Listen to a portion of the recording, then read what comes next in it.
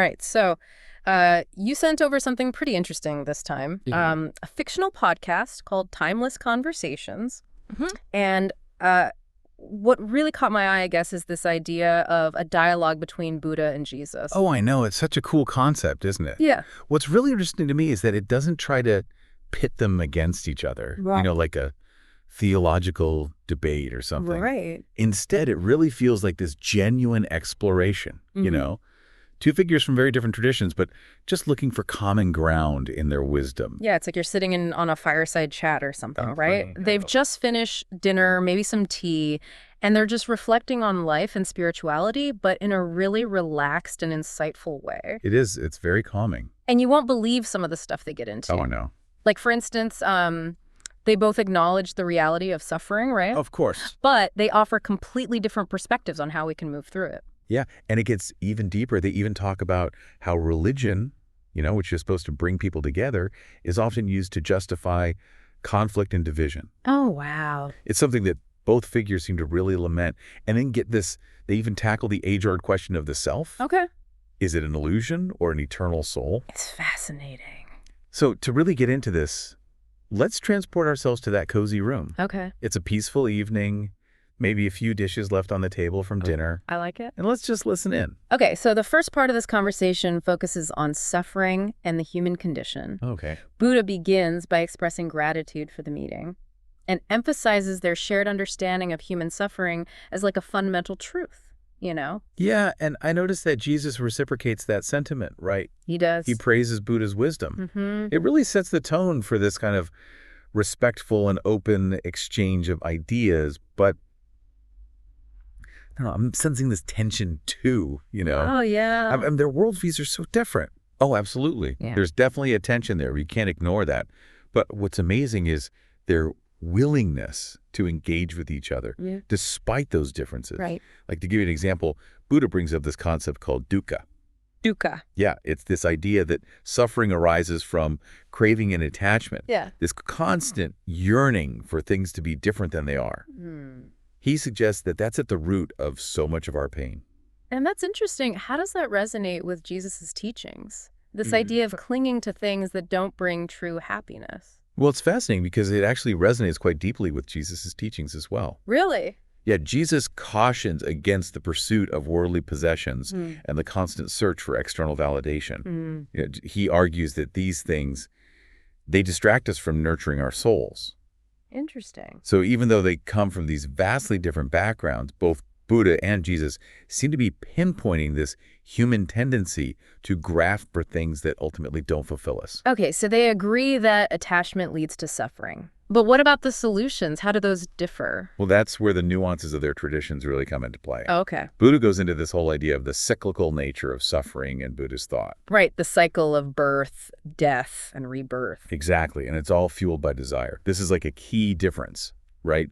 The ultimate goal in Buddhism is to break free from this cycle and achieve nirvana. Now, hold on. I think some of our listeners might not be familiar with nirvana. No, you're right. Could you break that down for us a bit? Sure. Nirvana is essentially a state of liberation, complete freedom from suffering, and the cycle of birth and death. It's often described as a state of profound peace and enlightenment. That's beautiful. Yeah. Now, how does Jesus view escaping suffering? So for Jesus, he talks about a reunion with the divine presence. A restoration of love and freedom from sin. Interesting. It's a concept that really emphasizes forgiveness and grace and this promise of eternal life in communion with God. So we have these two distinct paths, breaking free from the cycle in Buddhism and seeking reunion with the divine in Christianity. Yeah. But do they find any common ground when it comes to actually escaping suffering? They absolutely do.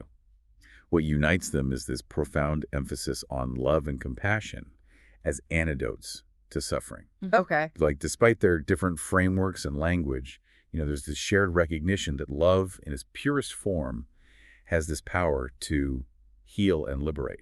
Now let's switch gears a bit. Okay. In the second part of this conversation, we see Buddha and Jesus grappling with a very timely issue. Oh, yeah. The problem of division and conflict within religion itself. Right. And there's this very poignant moment where Jesus expresses sorrow over the violence and division committed in his name. It's heartbreaking. It is. And what's interesting is that Buddha shares that sorrow. He does. He observes how often people cling to rituals and doctrines in his name and miss the true essence of his teachings, which is about freeing the mind. I don't know, it's just so sad to see something that's supposed to bring people together being used as a weapon to divide them. It really is. Why do you think this happens? Why are sacred teachings so often twisted in this way? Well, they both suggest it has to do with attachment, that same attachment we were talking about earlier. Attachment. Yeah, but instead of clinging to material possessions, this is about clinging to beliefs and identities. Ah, okay. When we become too attached to our own beliefs, it becomes really easy to create others. Those who are different, those who we perceive as threats.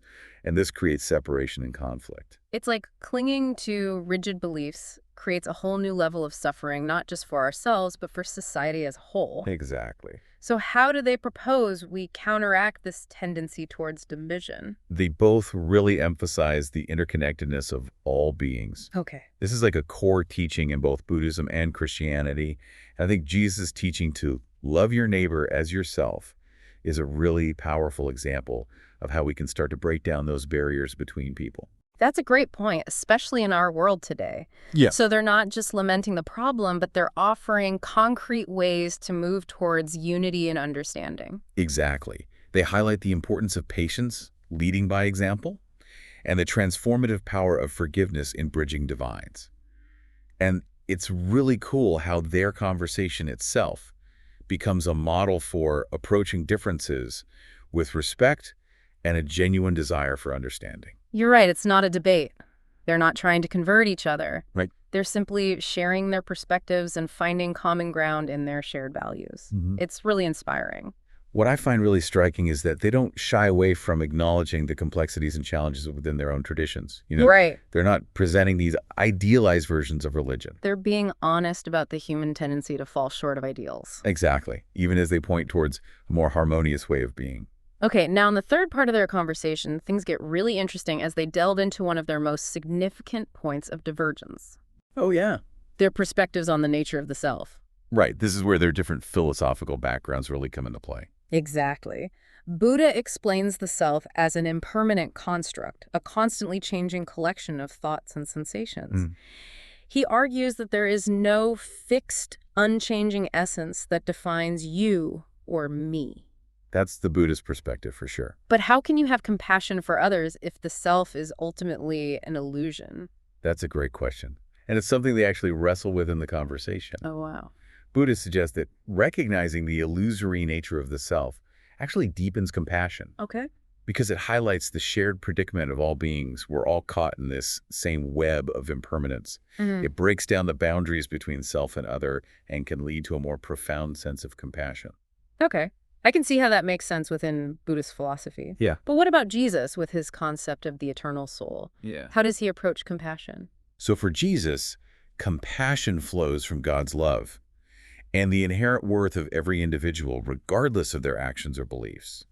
So his compassion is rooted in a divine source. So once again, we have these seemingly different paths leading to similar conclusions. Yeah. Both Buddha and Jesus guide their followers towards a life free from suffering, open to peace and compassion. Right. It's a powerful reminder that the destination can be similar, even if the paths we take to get there differ. You've given us a lot to think about already. Have I? I'm so curious to hear how this fictional conversation concludes, but I think it's time to pause Okay.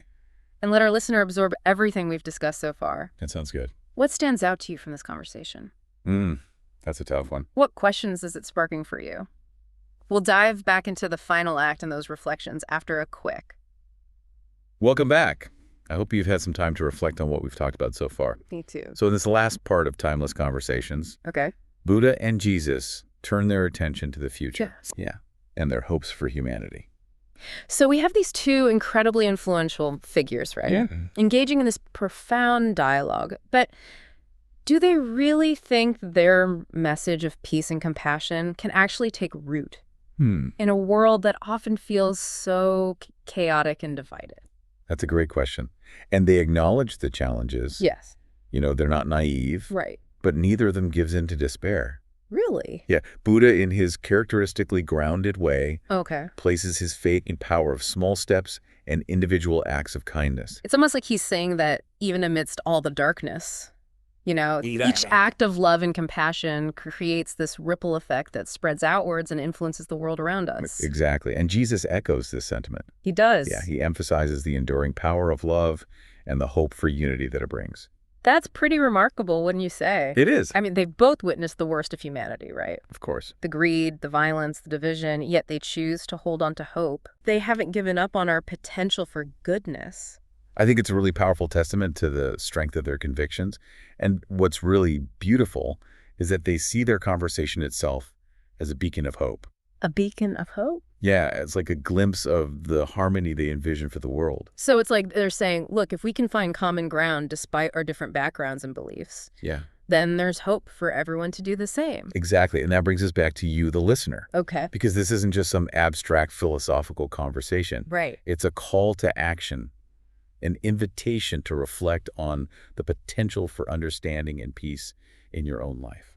So if Buddha and Jesus could bridge the divides between their philosophies, what does that tell us about bridging divides in our own communities or families? Right. Even within ourselves, what can we take away from their example? I think they'd provide us with a blueprint. Not through these grand pronouncements or anything, but through their willingness to listen, to learn, and to seek common ground. So it's not about erasing our differences or pretending we all agree on everything. It's about choosing to engage with our differences constructively rather than letting them become sources of division and conflict. Absolutely. And it starts with recognizing our interconnectedness, just as Buddha and Jesus emphasized. Okay. This means treating each other with respect and dignity, even when we disagree. I'm feeling a little more optimistic just thinking about it. I am too. But before we get too carried away, is there anything else from that final part of the conversation that we should highlight? Yeah, I think it's important to note that they end on a note of both realism and optimism, Okay. They don't shy away from the challenges that lie ahead. Right. The persistent darkness in the world. They're not naive. They know that achieving peace and harmony is an ongoing process, one that requires constant effort and vigilance. Exactly. Okay. But despite this awareness, they choose to hold on to hope. Hope. Yeah, to believe in the possibility of a more compassionate and harmonious world. It's a powerful message and one that feels incredibly relevant to our lives today. It really does. So as we transition out of this fictional dialogue and back into our own reality, what's the key question we want to leave with our listener? How about this? What possibilities for understanding and connection are waiting for you in your own life? I love that it encourages us to look beyond the surface, to see the shared humanity in those around us, even when we might disagree with them. Exactly. And to remember that even small acts of kindness and understanding can make a difference in a world that often feels fractured and divided. Absolutely. This whole deep dive has really highlighted the power of dialogue and understanding. It has. It's given me a lot to think about, both personally and in terms of how I interact with the world. Me too, and I hope it's done the same for you, the listener. Well, that brings our deep dive into this fascinating conversation between Buddha and Jesus to a close. Okay. But before we sign off, I have one final thought to share. This whole conversation between Buddha and Jesus has really gotten me thinking, Yeah, me too. It's not every day you get to really dive into these kinds of profound topics. I know, it's pretty rare. But now I'm curious, what would you say is the most significant takeaway for our listeners? Oh, that's a tough one. What's the one thing they should really ponder, after listening to all of this? I think for me, it all comes back to that idea of finding common ground, even when you have differences. We live in a world that's becoming more and more polarized. It's so easy to fall into that us versus them mentality. Oh, absolutely. It's everywhere you look. I know. Politics, social media, sometimes even within families, It's true. It's like we've completely forgotten how to disagree without being disagreeable. Yeah, and this conversation between Buddha and Jesus, it reminds us that even these figures who have pretty significant differences can find common ground. Right. They can engage in respectful dialogue and learn from each other. And it's not because they're just ignoring their differences or pretending they agree on everything, right? I mean, they clearly have some pretty fundamental disagreements. But they do. Especially when it comes to things like the nature of self. Absolutely. Yeah. But they approach these differences with a sense of curiosity and open-mindedness. Yeah. They understand that there's always more to learn, even from people you might disagree with. So it's not about erasing our differences or pretending they don't exist. Right. It's about finding a way to engage with them in a constructive way instead of a destructive one. Building bridges instead of walls. Exactly. And that's a powerful message for everyone you know. It is. No matter what you believe or where you come from. It really is. I mean, if Buddha and Jesus can find common ground, then surely there's hope for the rest of us. That's a really powerful thought. It's like they're setting an example for all of us. Totally. For how to live in a world with so many different perspectives and beliefs. And it's not about everyone agreeing on everything right. Right. It's about finding a way to coexist peacefully and respectfully. And what I find really inspiring is that they don't frame this as some impossible ideal. No, they don't. They emphasize that it's about the small everyday actions, you know? Yeah. It's not about becoming a saint or a Buddha overnight. Right. It's about making conscious choices every single day. Absolutely. To choose compassion over judgment, understanding over conflict. It's about remembering that even when we disagree with someone, we can still treat them with respect and dignity. Yeah. It's about recognizing our shared humanity. Even in the midst of our differences. Exactly. So as we wrap up this deep dive, what's the one question we want to leave our listeners with? How about this? Okay. If Buddha and Jesus could find common ground, what possibilities for understanding and connection might be waiting for you in your own life? That's a beautiful thought to leave everyone with. I think so too. It's an invitation to look beyond the surface, to see the humanity in those around us, even when we disagree with them. Absolutely. And to remember that even small acts of kindness and understanding can make a huge difference. Especially in a world that feels so divided, right? Yeah. Well said. And on that note, we've come to the end of our deep dive into this incredible conversation between Buddha and Jesus. It's been a great conversation. We hope this exploration has given you some food for thought. Definitely. And maybe even a little inspiration for your own journey. Absolutely. Yeah. And remember, the conversation doesn't end here. Right. Keep exploring, keep questioning, and keep seeking those points of connection that bind us all together. Okay, until next time, stay curious.